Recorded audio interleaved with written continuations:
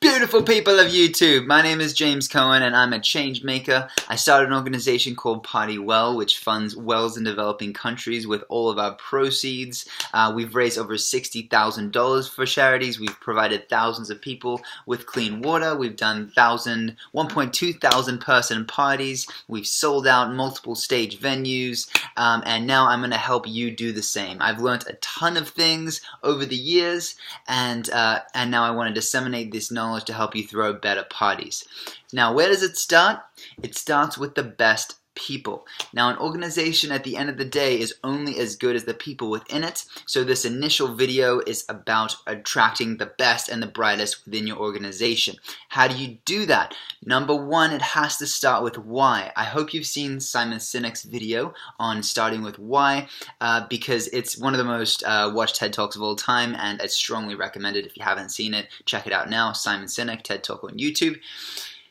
This is important because it is not only important for your end customer who's going to come to you, but ultimately the people, they're attracted to your purpose. When you have purpose, you have a fire within you that is contagious. It's a certain energy that I've never felt before. It's unparalleled. And if you can focus on why you want to throw this event, whether that be to, just bring your student society together, to help, alleviate depression in your community, or if you have a philanthropic cause behind this, if you want to end cancer or provide, medical research or education or water projects, whatever it might be, you need to focus on something that's important to you, that's going to give you a spark in the morning. And once you find that, it's naturally going to come. So when I started speaking with people about this organization, I just wanted to, sell the event, right? This was the initial party that I ever threw. But when I spoke to people, they didn't just say, okay, sure, James, I'll come to your party. They're like, how can I help you? That's something that is really going to attract the best and the brightest. So it's really important to focus in on your why. Okay, so once you've found that, you need to put yourself out there and you need to start talking to many people. This comes down to networking events. You could go to meetups, you could go to, if you're in a university, you could go to your student society's events. Just pay close attention to all these different events that are happening. If you even spark one connection, or maybe it's even someone in your class, maybe you saw them give a killer presentation, you think this would be a great marketing person. At the end of the day, just by putting myself out there, I was able to attract a team of over 50 people. Over the years, we've been doing this for 4 years now, we've attracted over 100 people to join this organization. We have natural turnover, obviously, people graduating from university. But having a strong passion and a strong reason for why you're doing, I can't emphasize that enough. It's what's going to attract people to your organization. Number two, you should have a recruitment event. So you're going to do a Facebook event for your party. You should do one also for recruitment. Okay, now this is where you're going to post all the different positions that are available, and also more about your why you're doing what you're doing, maybe an overview of the people you already have in the organization. If you do have some, just kind of getting to know the organization better. They go on there, they learn about you, they get excited, they hit that apply button. Now, some tricks for this is to have a deadline. Right, to have a sense of urgency. At the end of the day, if they think, oh, this could be done tomorrow, it'll be put off, fewer people will apply. So you give them reminders. You change the name of the event, deadline tomorrow. That's going to notify people when you change the name. You can even postpone the day. Oh, we'll give you an extra day just for those slackers who maybe didn't catch the deadline. So these are things that are going to have more people applying. And also, if you already have some people in your team, have them actively recruit. This is huge. You're only one person at the end of the day. You need every single person in your team to actively be recruiting people. Once they're doing this, they're going to talk out to their network and ultimately reach way more people. So they need to know a clear statement of why you're doing what you're doing. They need to know the benefits that this can have for someone so that they can ultimately sell your organization, sell your party that you're going to be throwing.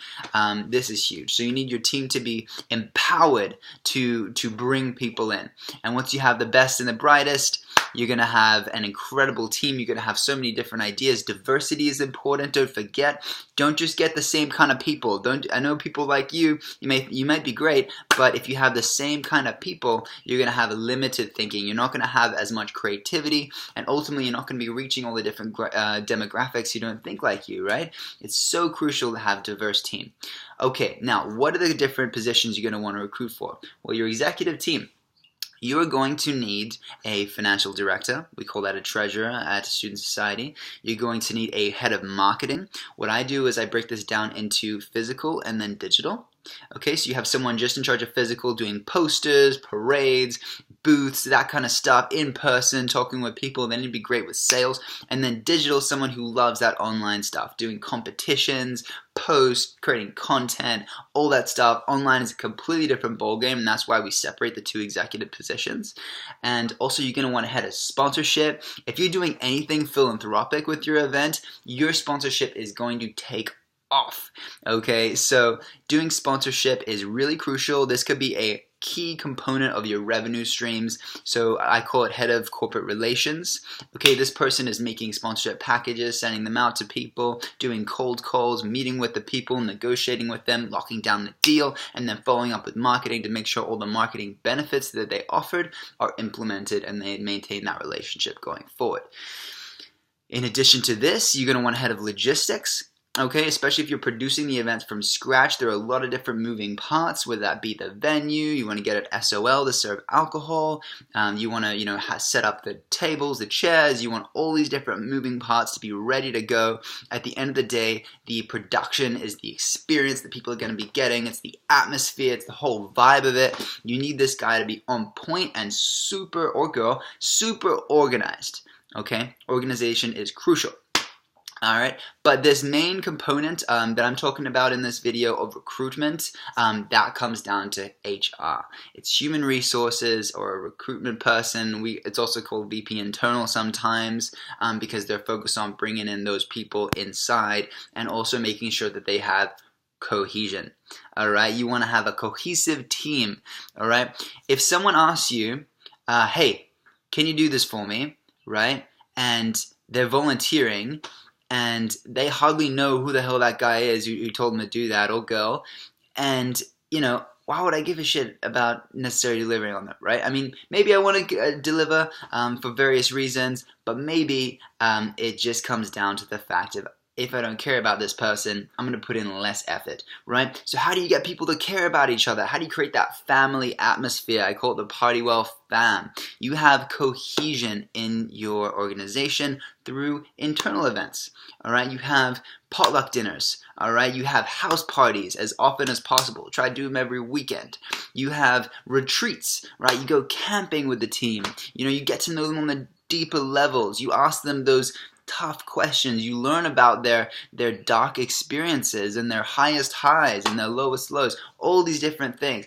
If they know about this, at the end of the day, they're going to care a lot more. You're going to have a cohesive team and you're going to be kicking ass. Now, I mentioned an overview of these positions. I'm going to be delving deep into all the different lessons that I've learned to have each one of these key members kicking ass and doing the best they possibly can. There are other positions like creative director, and there's a variety of different ones you could throw in there, brand manager, a variety of different things. I learned a ton of things over the past 4 years of organizing the event. I'm going to make all of this knowledge available to you. All you got to do is hit that subscribe button and maybe the bell icon. Pay close attention. I'm going to be teaching you everything I know, and I'm also going to be interviewing some of the best and the brightest in this industry. Festival organizers, events organizers, all the best people are going to be disseminating their knowledge. So stay tuned, much love, and I'll see you soon. Party well.